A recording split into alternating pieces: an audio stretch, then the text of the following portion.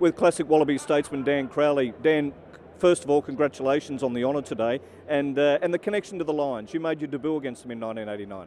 Yeah, that's true. It is a great honour to have a look at the guys who have gone before me, and some of those blokes are unbelievable, and to be part of that is firstly a great honour. 89 was my debut, so it seems a long, long time ago. But to do it against the Lions, back then there wasn't as much known about them as there is today.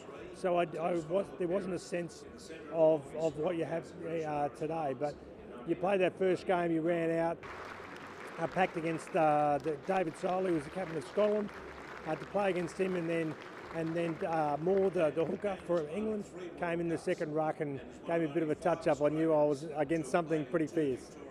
It's funny you say that, because 24 years later, I guess it's a little bit like the Tide test at the Gabba. You know, everybody was there. Everybody still remembers what happened in 1989. Wallabies, big win in the first test. They put on a stink in the second, and the third comes down to a pass in an in-goal area, which everybody still talks about. I mean, you must still have some great memories of that series. Oh, absolutely. Yeah, I suppose good and bad. You know, the first win, always great. Your first game and the win, and looking at some of the great players around you, in Far Jones and Coda, and to see them, it was a bit surreal. The second game obviously was a loss, and the players didn't take it too well, which you could imagine, either the coach, Bob Dwyer. And then the third game, we thought, everybody thought, and we thought particularly, that we had that game. And unfortunately, Campo is still living off the commission from the British Lions for that pass. So he copped a fair bit of wrath about that. We lost the game, which we should have won. It was unfortunate, but people like myself and Tom Lawton and Cameron Lillycrap, who were playing at that game when we first started, were a bit narky, because Campo threw the pass, we lost the test, we lost the series, and the front row got dropped. So I don't know what happened there.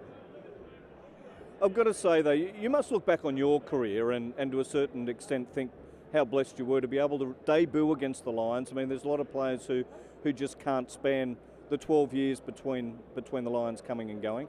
But you also had the honour of playing in 2 World Cup winning sides and Bledisloe Cup wins. Do you look back and think, yeah, there's not much I didn't manage to accomplish?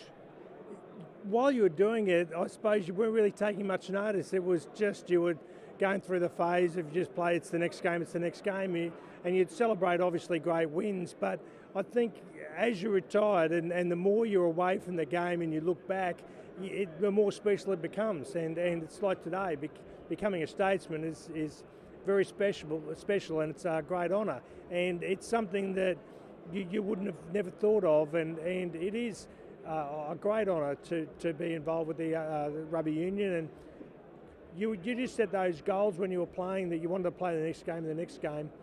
You never thought about it sitting back and looking from afar, and now that you're retired and you do that, it has been a special ride, and I'm very proud of it. 2013, which way is this series going to go? Oh, who knows? I wish, if I knew, I'd be putting a lot of money on it, that's for sure. But it's a funny one, because you play against the British Lions, the British and Irish Lions, and obviously they've got some special guys across their players and across the team. The Australians, no one really knows at the moment. You know, it's been said before, it's the next step down from the World Cup, really. And to win a World Cup, you've got to have 4 or 5 world-class players playing at their peak, in that team to really win a World Cup. This isn't much different. And at the moment, I just don't see that we've got those world-class players. We do have them, but I just don't see them playing at the level of world-class that they can play. Now, whether they change that, whether dynamics change for the Lions, it'll be interesting to see. So it's really a guessing game. Will the Lions step up and play as a cohesive unit? Will the Australian players and the world-class guys within the Australian team gel together and play top? I don't know. So it's a really hard one to say.